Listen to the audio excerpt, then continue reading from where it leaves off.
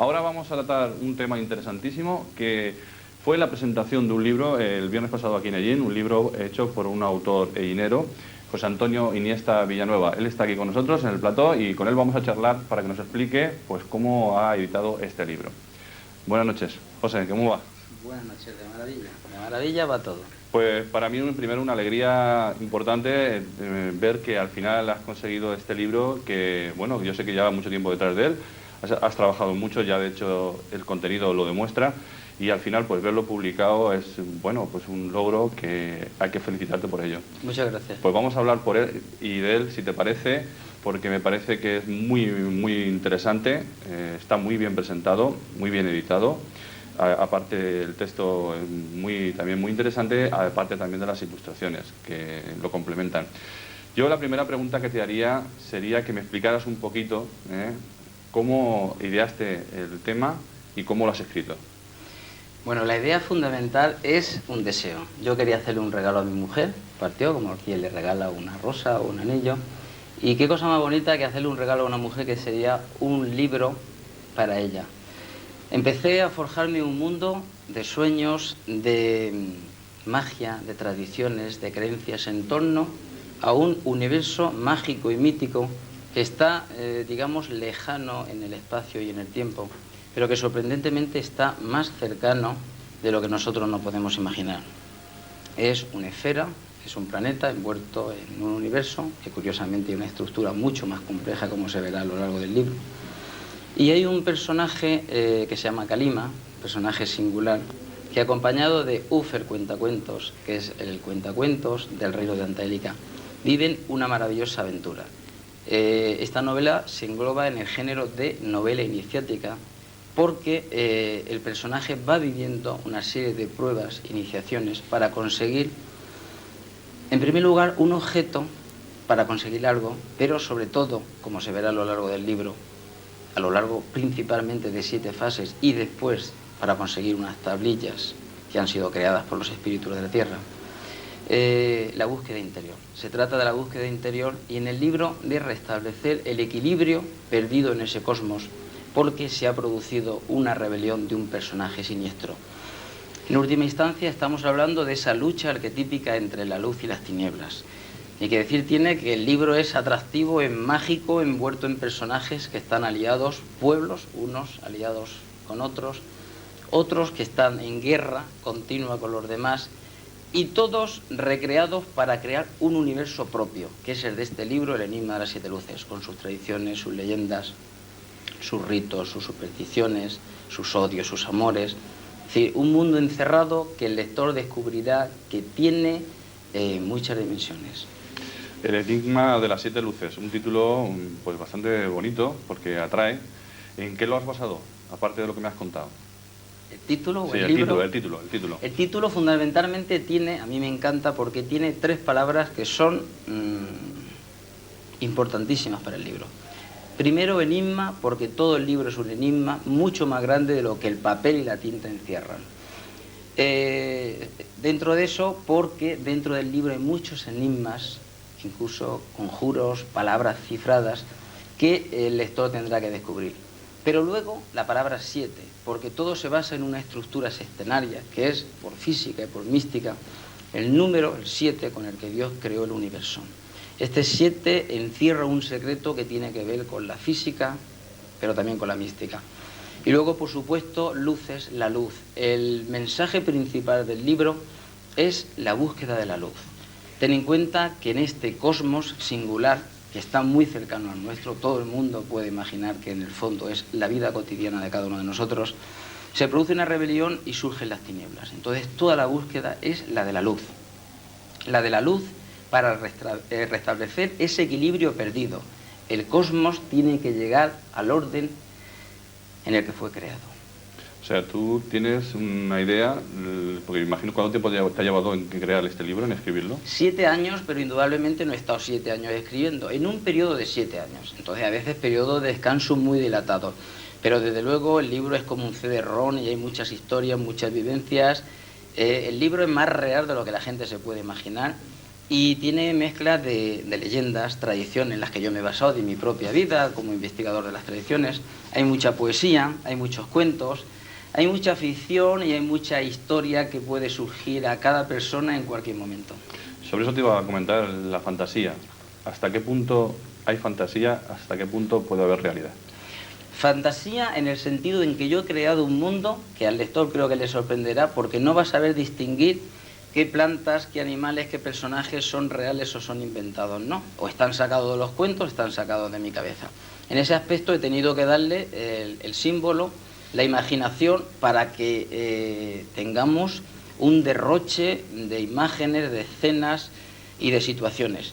Real, porque lo que yo estoy haciendo es una alegoría de la vida, de la búsqueda interior, de los tropiezos que experimenta todo ser humano y de esa dualidad arquetípica desde el comienzo de los tiempos, que en el fondo la llevamos dentro, que es lo bueno y lo malo.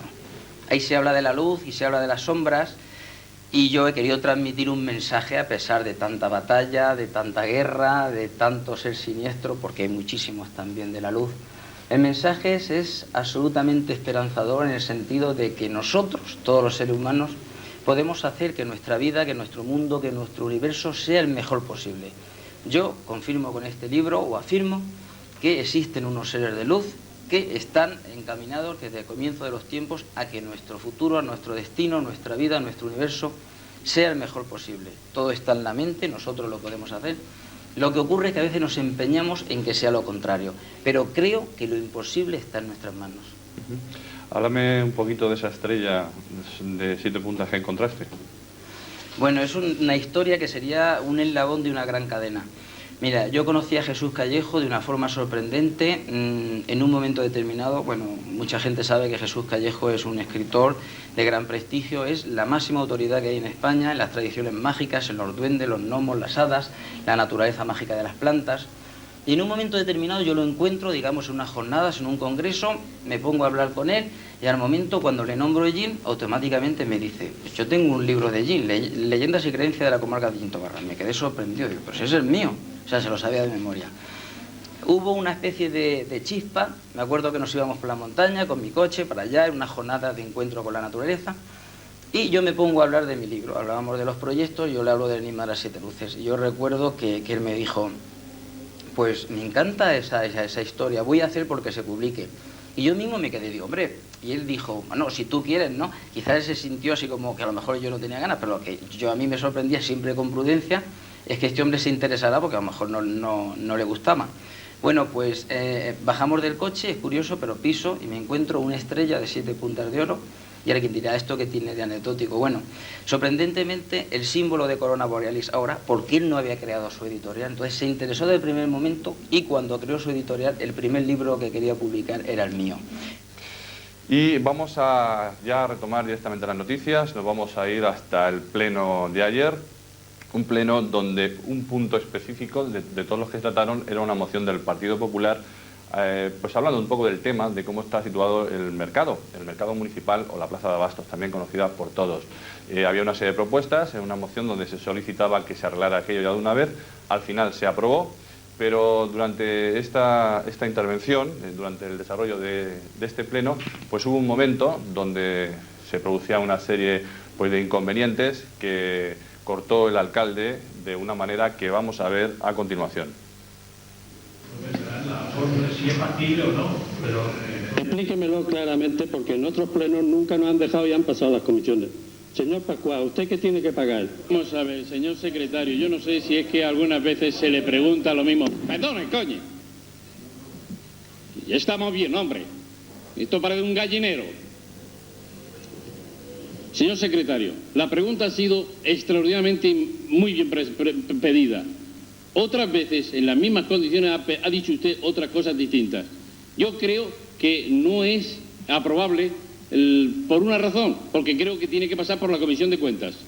Y es así, señor interventor. Señor interventor.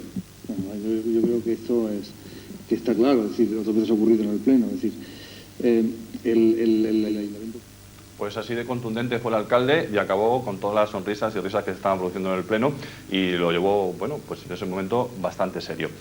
Bien, era una anécdota que había que recoger hoy en el informativo y bien, el pleno lo vamos a volver a repetir el próximo jueves.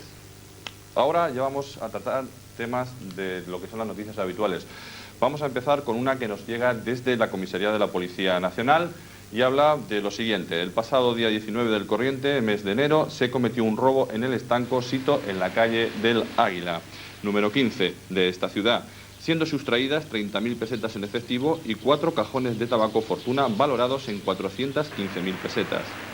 El autor accedió al estanco a través de los tejados de las casas colindantes por la parte trasera. El botín fue sacado por el mismo lugar y al realizarse la inspección ocular, los funcionarios de Policía Judicial recuperaron uno de los cajones sustraídos que al autor se le había caído en un patio de difícil acceso. Posteriormente, con ayuda de los bomberos, los funcionarios accedieron a los patios de una casa cerrada por el interior, atrancada con una aldaba cuyo propietario no se pudo localizar. Parte de la finca está ruinosa, con peligro de algún derribe.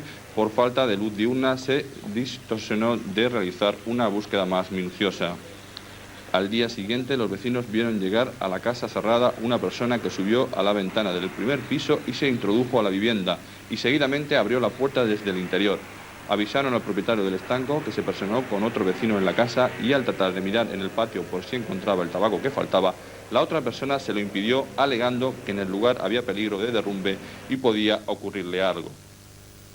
Al salir de la casa, la persona que le había abierto cogió un candado y lo colocó por la parte externa, hecho que les hizo sospechar y dieron aviso a esta comisaría, donde con los datos facilitados se supo quién era la persona que había entrado a la casa de manera extraña y trató de localizarse en su domicilio por la ciudad, con resultado negativo. Por ello, los funcionarios pidieron permiso a otro vecino para desde su casa acceder al patio que el propietario del estanco no había podido revisar. Cuando los funcionarios de policía accedieron al patio, hallaron escondidos otros 2 cajones de tabaco Fortuna de los sustraídos. Posteriormente, la persona que había colocado el candado, cuando su familia le comunicó que la policía le andaba buscando, se personó en la comisaría, se le informó de sus derechos y se le constituyó en detenido. Se trata de J.G.A. de 28 años, quien ha pasado a disposición judicial. Por otro lado, con fecha 21 del 1 del 99, ha sido detenido A.V.L. de 43 años por malos tratos en el ámbito familiar a su esposa M.J.M.V., también de 55 años. Y vamos a comenzar con una muy importante que se va a celebrar dentro de pocos días en Ellín y es la Fiesta de la Candelaria. Una fiesta muy importante que cada vez se está haciendo más tradicional dentro de lo que es en nuestra ciudad. Para ello hemos invitado a Pilar Valcárcel, que es presidenta de la Cofradía de la Virgen del Rosario, y ella nos va a explicar pues, en qué va a consistir este tipo de actos que con este motivo se van a celebrar dentro de pocos días, como he dicho anteriormente, en Ellín. Buenas noches, Pilar. Hola, buenas noches. Vamos a hablar de un acto importante que poco a poco pues, se va haciendo, si cabe, más importante dentro de Ellín. Cada vez son los selleros que acuden más pues, a los actos que convoca la Virgen del Rosario y este es un acto tradicional, algo nuevo que estamos viendo desde hace 2 años hacia acá, que es desde el punto de vista que lo está transmitiendo televisión local. Sabemos que ya son muchos los años que estáis ahí, pero nos estamos dando cuenta que hay cosas que no conocíamos. Este acto, en el cual acuden muchos selleros con sus hijos, es un acto que realmente hay que valorar muchísimo. Desde el punto de vista vuestro, desde la cofradía, ¿cuánto tiempo lleváis realizando el acto de la Candelaria? Mira, este acto es muy antiguo, casi desde el principio de que existe la Virgen del Rosario aquí en Ellín, fíjate si te digo, pero como tú bien has dicho, está un poco desconocido. Yo me da apuro siempre que te digo, Paco, que los señores cada vez se enteran más de las cosas gracias a vuestra televisión. Es cierto, me da apuro, pero es la verdad. Entonces, pues cada vez os metéis en las casas nuestras y entonces como la propaganda y de alguna forma el recogimiento, la devoción, la fe a nuestra Virgen del Rosario, pues se está viendo cada vez más. Es un acto muy bonito, muy importante, porque como tú bien dices, es la presentación de los niños a la Virgen del Rosario y es una cosa, pues como yo como madre y todo el mundo como madre o como abuela, pues es impresionante. Y además van muchísima gente. Esperemos que este año pues también vuelvan a ir muchísima gente. Siempre suben arriba, como lo visteis el año pasado, suben arriba las madres con los niños que no han sido presentados. Siempre decimos que es el primer año, siempre decimos que es el primer año de vida, pero si el primer año de vida el niño ha estado enfermo y no puede subir, pues cuando tengan 2 años, 3 años, da igual, que suban las madres arriba a que don Victoriano, que es el capellán nuestro, pues le pone la medalla de la Virgen a todos los niños y luego le regalamos una medallica en símbolo de ese día de la Candelaria. Ahí tenemos las imágenes con gente del año pasado, con sus hijos, pues ahí arriba en el centro. Vamos a hablar del día 2, que vais a tener la festividad del Misterio de la Purificación, y luego a las 6:30 es el rezo del Santo Rosario. Vamos a dejarlo hasta ahí y luego continuamos con el acto. Explícanos un momento en qué consiste el Misterio de la Purificación. Pues es cuando Jesús fue presentado a los sumos sacerdotes, como claro que había nacido el niño y lo presentaron. Y esto es lo mismo, por eso decimos que es el día de la Candelaria, es el día que presentan las madres a sus hijos, como si dijéramos la primera vez a nuestra patrona. Es un acto, pues ya te digo, muy importante. Luego está el rezo y posteriormente a las 7 de la tarde tenemos una misa donde se bendicen las candelas. Sí. ¿Qué son las candelas? La candela es una vela que, pero eso ya la recogemos todo el mundo que vaya a esa misa. La recogemos, se enciende en un momento dado de la ceremonia y es para, la guardan las madres para que proteger, podemos decir, a sus hijos durante la enfermedad, durante todo ese año, para renovarlo a otro año. O sea que a cada madre se le entrega una candela. Y cualquiera de nosotros también. Cualquiera puede llevarla. Ya no significa a las madres con sus hijos, sino todo el mundo que vamos a esa misa recibimos una candela. Se enciende, se bendice y ya no la guardamos en casa. Ya posteriormente se presentan a los hijos. Sí, seguidamente el sacerdote que va a estar celebrando la misa, pues los llaman a las madres con sus hijos para antes de la comunión y todo eso, pues presentarlo. Es un acto muy bonito. Pilar, ¿qué destacarías tú más de este acto? Bueno, a mí me emociona mucho ver hoy día tantas madres jóvenes con sus hijos. Yo digo que dicen que la religión no se lleva, que lo de la iglesia no se lleva, pero algo hay, algo tenemos, o quizás la protección de nuestros hijos, o quizás pues eso que siempre tenemos fe, aunque no queramos. Y entonces para mí ver esas madres tan jóvenes con sus hijos me emociona muchísimo, de verdad. Yo pido que suban las madres, que las abuelas ya lo hemos pasado antes, pues ahora las madres deben subir a sus hijos, si es que pueden, si están trabajando, pues claro, pues sus abuelas o quien sea. Sí, que cualquiera puede subirlos. Cualquiera puede subirlos, exactamente. Nosotros insistimos en las madres, pero porque es muy emotivo, Paco, y te da pena que no vean ese momento, pero vamos, también es verdad que las circunstancias de la vida, pues estamos trabajando y no podemos, también es verdad. Quiere decir que la madre y los padres, ¿no? Eso es, también es verdad. No, que dejamos a los padres, pero los padres el padre es muy importante, importantísimo. No, es verdad, además te lo agradezco porque eso es muy importante. Ajá. Vamos a continuar. Nos vamos ahora con una cosa que comenté ayer, y era el tema de la comisión de investigación que sobre Francisco Morcillo pues se había creado en el ayuntamiento, y ayer, o antes de ayer mejor, en el pleno, se dio a conocer ya el informe final que fue leído por el secretario. Este informe se lo vamos a dar a continuación. 1999, siendo las 17:30, se reúne la comisión que se reseña al objeto de continuar con los trabajos comenzados en sesiones anteriores. Los presidentes, vocal y secretario ya son, como se ha indicado, señor García Simón, Roque García Fernández, Francisco Fernández, Fernando Fernández, vocal don Cristóbal Espinosa y secretario don Juan Carlos García.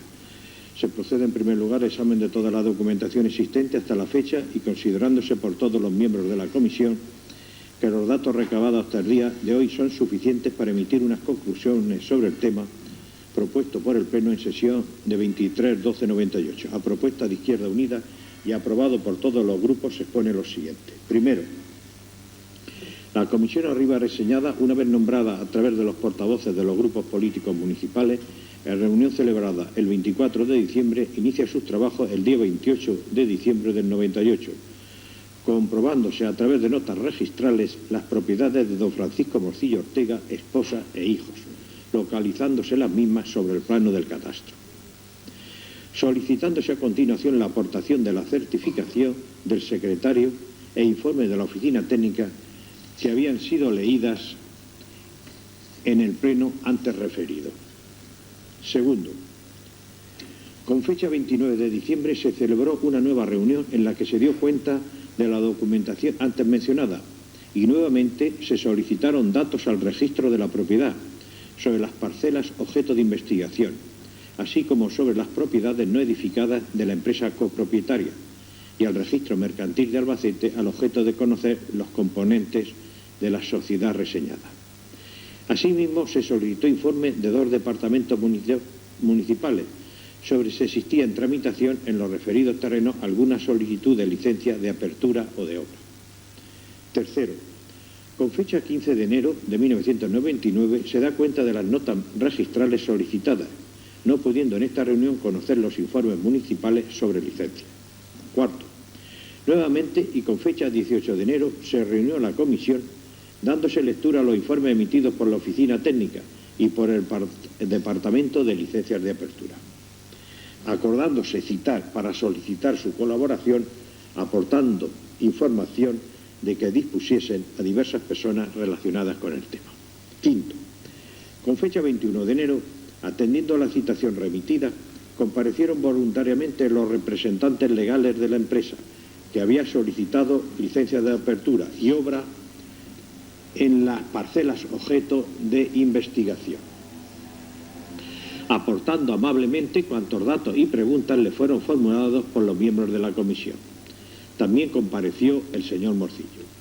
Como fruto de este proceso y considerando los miembros de la comisión que disponen de los suficientes datos para concluir los trabajos, se acordó celebrar la presente reunión para la emisión de las siguientes conclusiones. Primera, se ha comprobado que don Francisco Morcillo Ortega es copropietario de la finca número 41.624, 41.627 y 41.628, citas en el paraje de las Azas, de 38 a 62 centiáreas, 38 decímetros cuadrados, 28 a 62 centiáreas, 39 decímetros cuadrados y 25 áreas respectivamente. ¿Qué quiere decir áreas? 38 áreas.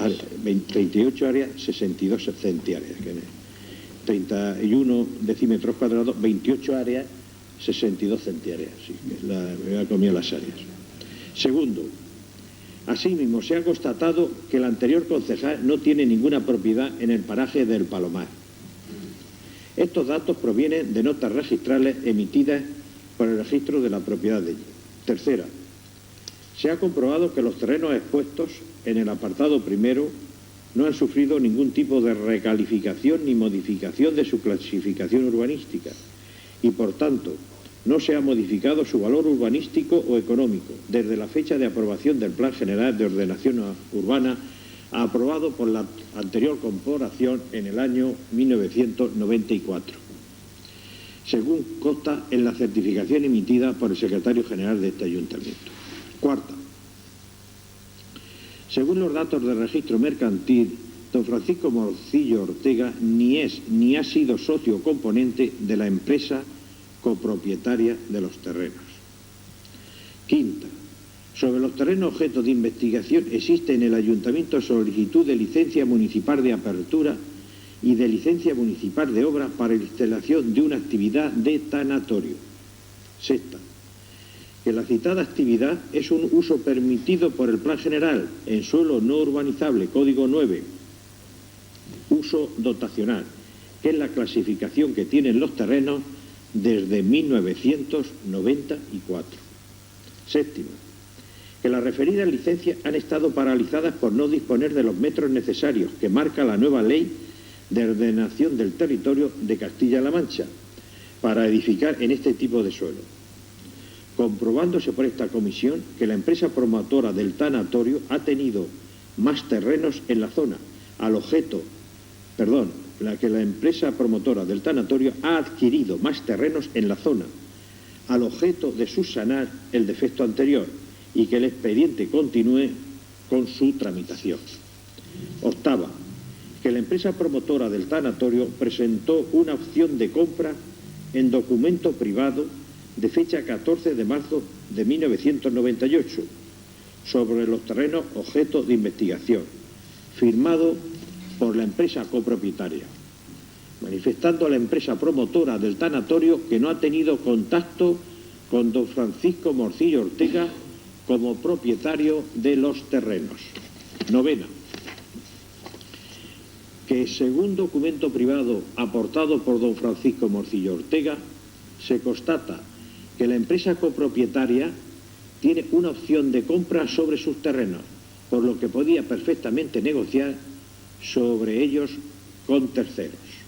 Décima, del estudio de la documentación existente y de las declaraciones realizadas, esta comisión no encuentra irregularidades. Por ello, y dado que a nuestro juicio no existen más datos que reseñar sobre la presente investigación, se da traslado de las presentes conclusiones al Pleno del Ayuntamiento para su conocimiento y que en su caso acuerde lo que estime más conveniente. Dándose por finalizados los trabajos objeto de esta comisión y levantándose la presente acta en el lugar y fecha indicado al principio que firman todos los miembros de la misma.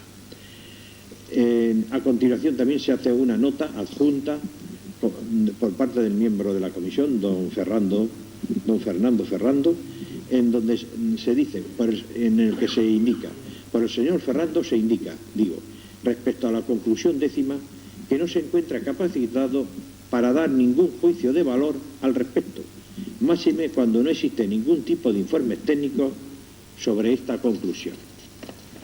Eso es todo. Es una asociación nueva que se está creando en allí, la Asociación de Donantes de Órganos. Bueno, pues es una asociación nueva, como he dicho, algo muy interesante porque hasta este momento no habíamos visto ningún tipo de asociación así en allí. Y para ello hemos invitado a nuestro programa de hoy a don José Manuel Mainar Latorre, que es médico forense de aquí de allí. Buenas noches. Buenas noches. José Manuel, vamos a hablar un poco de un tema que, bueno, pues que está un poquito alejado de lo que normalmente estamos acostumbrados, pues que aquí tenemos normalmente asociaciones de tipo cultural, generalmente son todas así, asociaciones de vecinos, etcétera, ¿no? Hay algunas que hacen referencia a la medicina, por ejemplo, como la Asociación de Diabéticos, que se encarga pues de resolver ciertos problemas que tienen. Y bien, pero no hasta el punto de estar ya tan cerca de lo que es la medicina en general, ¿no? Una asociación como la de Donantes de Órganos es una asociación que creo que estáis todavía organizando, no la tenéis todavía totalmente legalizada, pero estáis creándola.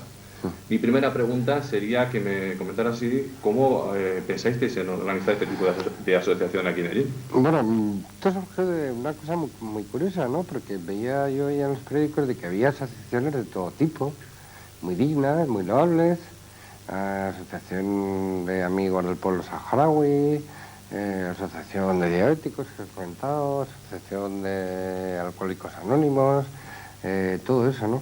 Y yo siempre al hacer las autopsias y al ver esos tesoros, porque son auténticos tesoros que se pudren y que se van a la tierra, al polvo, me desesperaba pensando que podían quitar el sufrimiento a muchísimas personas.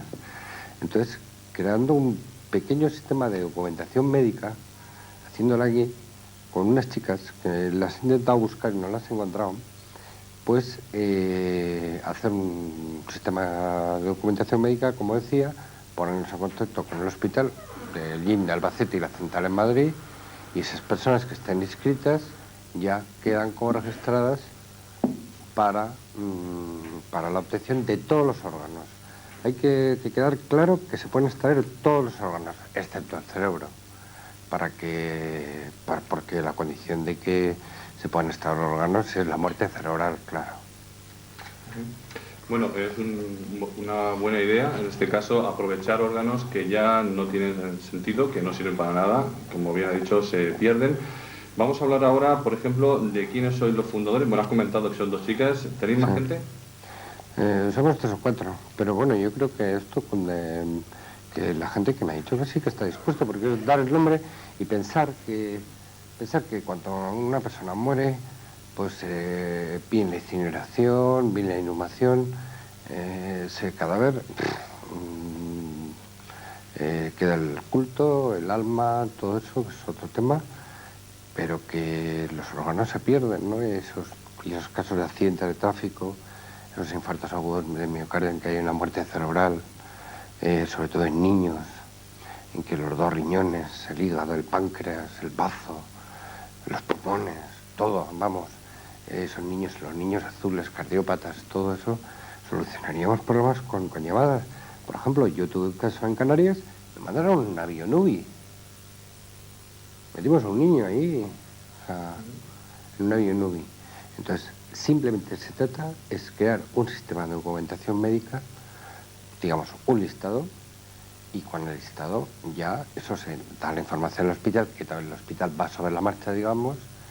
Cuando le entran a una muerte cerebral, llaman al Albacete o llaman para que cojan todo eso, pero que además el hospital sepa que tiene un listado de tal serie de personas que lo puede utilizar en un momento determinado. Nos vamos ahora a otra noticia. Es una noticia que nos llega de la Unión de Consumidores de Albacete y también como la UCE. Dice lo siguiente: el Tribunal Supremo desestima un recurso interpuesto por el promotor FCM y da la razón a la Unión de Consumidores de Albacete y a las comunidades de propietarios de la Gran Vía 61A, 61B y Franco Rodríguez 13 de Ellín. Gran satisfacción ha producido entre los vecinos de estas comunidades de propietarios que después de cerca de 11 años van a ser satisfechas sus aspiraciones, que no son otras que ver cómo sus viviendas son restauradas y devueltas a la normalidad. Fue en 1989 cuando un grupo de vecinos de Ellín recurrieron a la Unión de Consumidores de Albacete después de llamar a varias puertas sin encontrar respuesta de sus viviendas que se hundían. Enormes fisuras, suelos rotos, tabiques descolgados o sueltos, reventones por aplastamiento de muros en escaleras, barandillas desprendidas, goteras y filtraciones en cerramientos exteriores, así como la discordancia entre el proyecto y la obra realizada, son entre otros muchos los defectos y deficiencias que presentaban las 29 viviendas situadas en la Gran Vía de Ellín. Muchas fueron las gestiones y las entrevistas que la Unión de Consumidores realizó en representación de los vecinos ante el Ayuntamiento, frente al promotor, constructores y técnicos, tratando en todo momento de buscar una solución amistosa y negociada que resolviese el problema de las viviendas y de los vecinos afectados. Esto no fue posible y no quedó otra alternativa que iniciar un proceso judicial que ha sido demasiado largo, ya que este, como no podía ser de otra forma, ha pasado por el Juzgado de Ellín, el Tribunal Superior de Justicia de Castilla-La Mancha y el Tribunal Supremo. En primer punto, es decir, en Ellín, el 24 de junio de 1992, se dicta sentencia y se condena a la constructora, a los aparejadores, al arquitecto y absolviendo al promotor.